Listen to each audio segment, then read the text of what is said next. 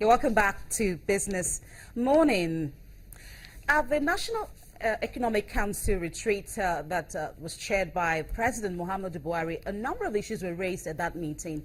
Of course, salient issues like the payment of salaries for many state governments.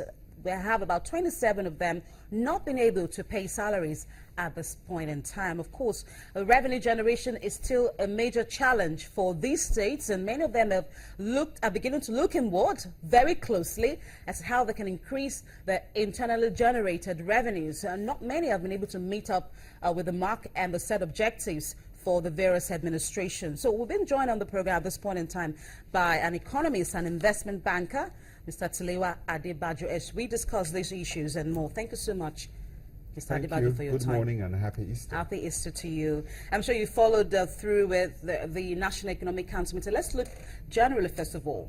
A lot of things were raised at that meeting. Like I said, some state governments can't pay salaries at this point in time. President Buhari, we saw the NEC actually suggesting that perhaps we should cut down on overheads. What's your view on this? Well, I think about 30 states in the country today are technically insolvent. And there's a need for major structural adjustments within those states.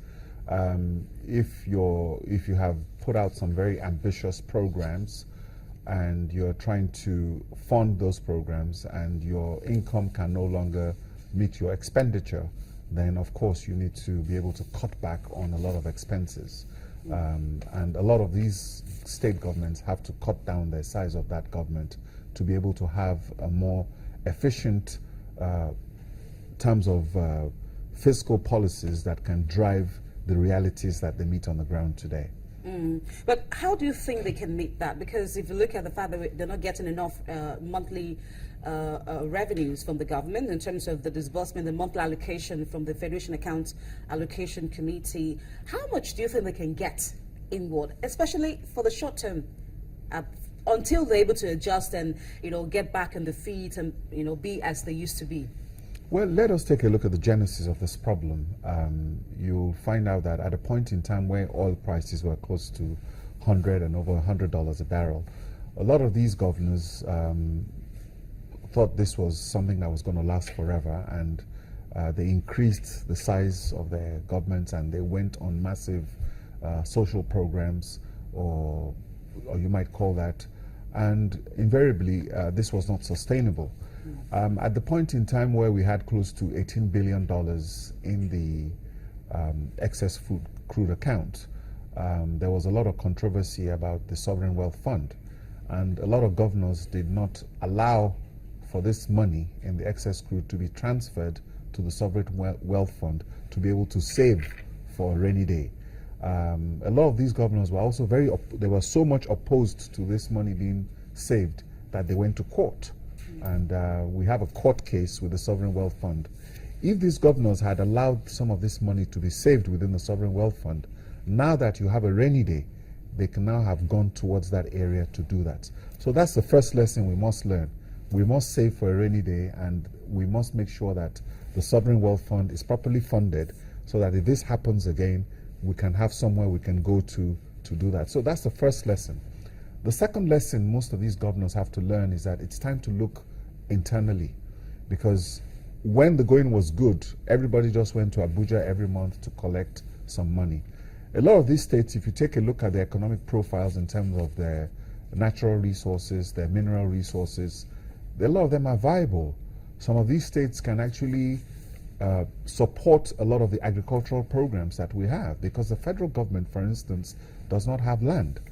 Part of what you talked about from the economic summit was that we wanted to increase production of certain items, key items that we have a deficit on. For instance, we've made a lot of success in cement. We have installed capacity right now of about maybe between 35 to 40 million metric tons of cement in this country, while the demand is about 25 million metric tons and rising. So we've been successful in that area. So for a lot of all these state governments with these programs that are coming up, a lot of them have land. So it's time for them to attract commercial agriculture so that we can go into the production of these items that we want to meet the deficit. So a lot of these states, it's not just about going to Abuja to collect money. You now have to begin to seek serious internal investments.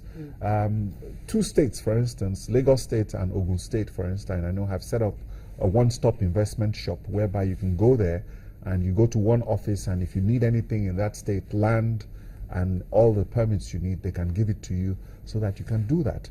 So a lot of all these other states have to follow up by setting up one-stop shops to be able to advertise their competitive or their comparative advantages, so that a lot of all these items we're talking about, the states that have land, they can now begin to attract major commercial agribusiness companies to come and invest in those states to be able to increase production. And that way they can get their IGR up. So at this point they would need some kind of help from the private sector, because many of the state governments are saying we do not have money. So if we have to go into investment, which is on another round of putting money into one sector of the economy, we would need money. Do you think the private sector would be able to help at this time? Yes, and that's why I'm saying if you create the one-stop shop, there's the NIPC, that's something at the federal level. The federal government doesn't have land. So even if you go to the Nigerian Investment Promotion Council, they still have to locate you to a state that has land. So why I'm saying that a lot of these state governors have to follow the lead of Lagos State and Ogun State, who have the one-stop investment shop, to create a one-stop investment shop to attract investment to their states. If you put in the right process, you remove all the red tape for investors, then investors will flock to your states. Now, the NEC actually advised on rationalization. Yes. Do you think that will be a step in the right direction? A very, very important first step. That is the first step, because if you rationalize, you have a size of a government right now that you cannot sustain. So you need to rationalize the governments to ensure that the revenues you have now can cover your expenses. That is always the first step. Where do they go to, those who are laid off from work? Farming. Regardless of your age? Yes, farming. You can be an investor in a farming. Most of them will have their payouts. It's not, they just don't let people go. You're going to pay them their gratuities, and you have to encourage most of the people who have this gratuity to have their investments in farming. And for those who cannot do that, then you have to be able to create investments in the stock market, or create a portfolio of investments for them. So there's a lot of education that needs to go to support most of all these people coming through. So there is a demand, as you can see. We are saying that we want to stop importation of so many things.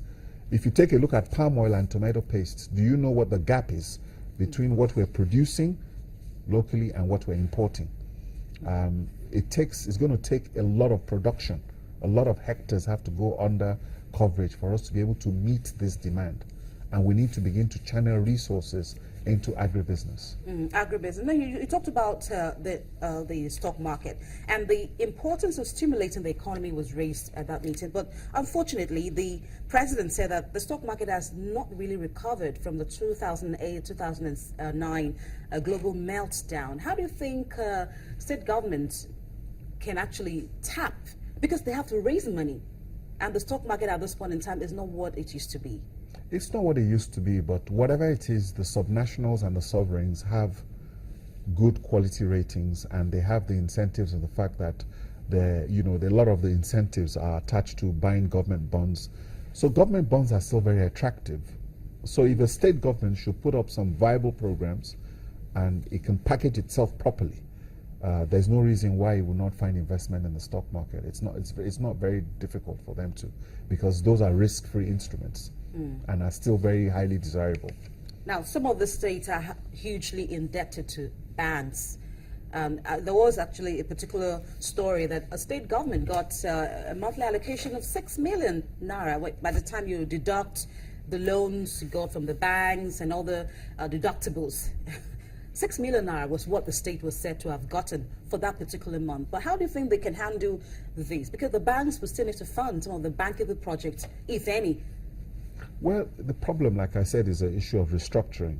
There was no bailout. I think we had this misconception that there was a bailout for most of these states. There wasn't really a bailout. What the president did was to help these states to restructure their existing facilities. That has been done. So a lot of these short-term debts which these state governors had before, they've put them into 20-year bonds to give them breathing space to pay for it.